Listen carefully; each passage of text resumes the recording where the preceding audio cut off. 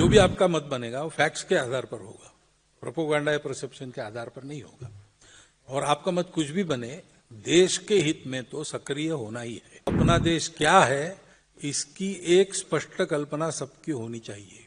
अपने देश की सभी विचारधाराओं के लोग उसी निष्कर्ष पर थे, हिंदुस्तान हिंदू राष्ट्र है, समाज में बदल लाना पड़ेगा, अच्छे व्यक्तियों को वातावरण उत्पन्न करना पड़ेगा। हम पूजा से, प्रांत से, जात पात से, खान पान रीति रिवाज से कुछ भी हो, सबसे ऊपर सबसे परे हम इस देश के हैं तो हम हिंदू हैं। संघ को समझना है तो परसेप्शन या प्रोपोगंडा से मत समझिए।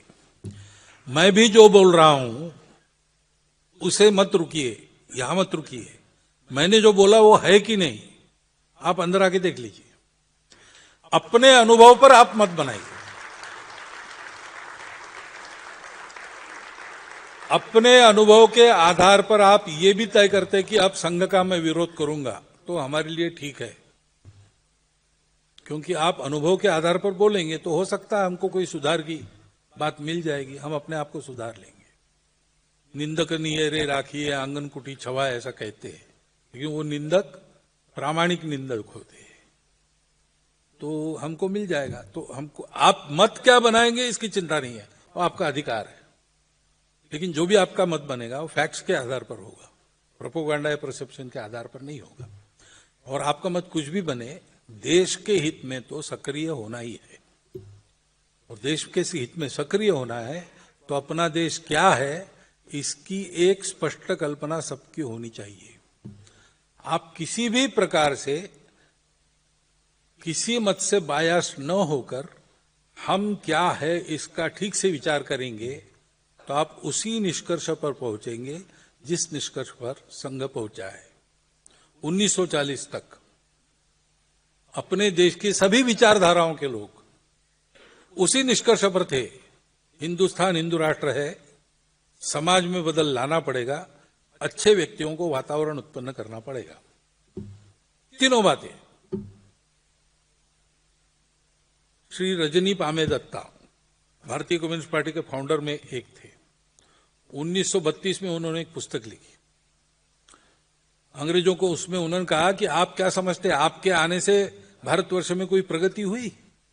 आपकी वो डेमोक्रेसी वगैरह ये सारी बातें, अरे आप नहीं आते तो भी हमारे वेदों के आधार पर ये सब हम कर लेते। उस पुस्तक का रिप्रिंट 70 के दशक में हुआ, अभी भी है वो पुस्तक, इसको बदला नहीं गया, वो अभी भी है उसमें। द्वितीय महायुद्ध के समय जो विश्व के संबंधों में परिवर्तन आ गया, उसके चलते भारत के लोगों के राजनीतिक स्वार्थों में भी परिवर्तन आया और तब से ये भ्रम शुरू हुआ, हम क्या है।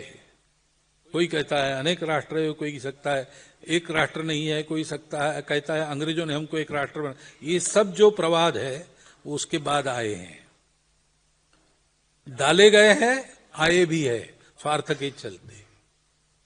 लेकिन इन सब बातों को छोड़ देते हैं और शुद्ध विचार करते कि हम कौन है, क्या है, तो एक ही निष्कर्ष पर आप पहुंचेंगे। ये हिंदू देश है, हिंदू इसकी परंपरा है, हिंदू इसका स्वभाव है। हम पूजा से, प्रांत से, जात पात से, खान पान रीति रिवाज से कुछ भी हो, सबसे ऊपर सबसे परे हम इस देश के हैं तो हम हिंदू हैं। जो हिंदू कहते हैं उनको अच्छे पक्के सच्चे हिंदू बनना है, और जो नहीं कहते हैं उनका अपने स्वार्थ या विस्मरण से मुक्त होकर उस ओर बढ़ना है। ये किए बिना इस देश को दूसरा चारा नहीं है।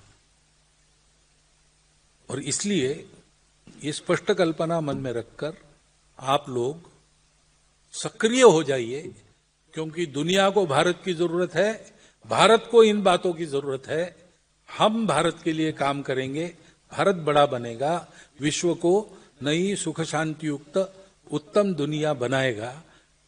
आने वाले 30 वर्षों में ये हो सकता है अगर आज से हम सक्रिय हो गए तो। और इसलिए कृपया